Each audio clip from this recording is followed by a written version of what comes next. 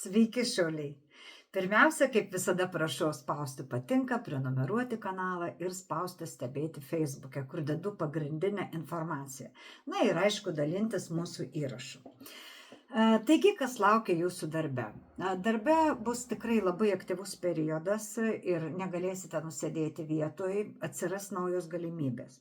Ir matyti dėl tų naujų galimybių atsiradimo teks galbūt netgi šventės atidėti arba labai mažai prisidėti prie šventinio stalo, to šventimo, nes ar tiesiog užsisakysit staliuką kažkokiam restorane, nes jums bus labai aktualūs darbo reikalai. Ir nesvarbu, net jeigu jūs esat pensininkai ar studentai, tai jūs taip pat lies, kadangi nuo ryto iki vakaro reikia suktis dėl naujų galimybių. Nes jeigu jums bus pasiūlytas netgi prasitestuoti kažkokią veiklą ar darbas, ar pasiūlyta apsižiūrėti naujam darbe ar kažkokioje veikloje, tai šitą būtinai reikia priimti, padaryti kuo skubiau iki švenčių. Taigi net jeigu jums reikia važiuoti į kitą miestą ar kažkaip, tai jūs turite tai daryti. Ir jums noriu pasakyti, kad tas aktyvumas, iniciatyva, nesėdėjimas vietoj labai atsipirks. Toks jau dabar pasijus periodas. Ir tiesą pasakius, kad jau iškart po švenčių galite gauti kažkokį labai teigiamą atsakymą dėl jūsų veiklos ir kitokių dalykų. Ir tos naujos galimybės po to atnešim labai didelį stabilumą ir pajamas. Tai dabar pinigai.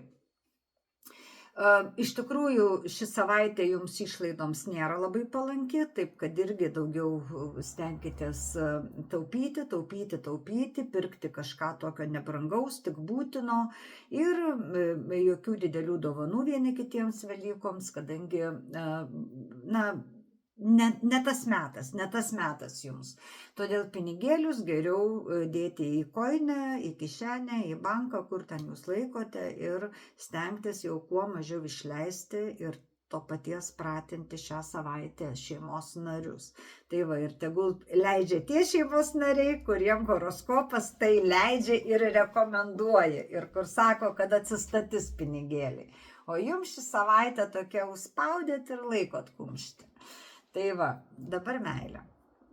Meilės srityje pasižymėjau, kad laukia nuotykiai. Tai nuotykiai, matyt, laukia tų, kurie neturi poros, kurie ieško ir randa, taip kad vieniši ypatingai gerą periodą, nusimato jums geras periodas, kadangi galite sutikti žmogų, su kuriuo jums bus žiauriai smagu ir įdomu.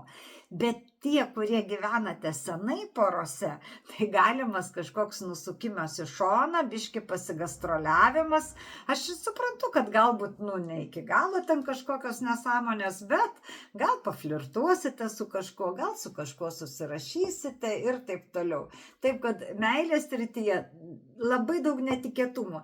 Nes žinokite, jeigu darbe kažkokia išskirtinė savaitė ir meilės srityje, nes čia yra santykiai su žmonėm, su savim, su aplinka, taip kad nenustebkite, jeigu patys savo netikėtai krisite į kažkokius tai santykius ar ten, ar net pasislėpę nuo žmonos ar vyro, nueisite su dama ar ponu išgerti kavos į kavinukę.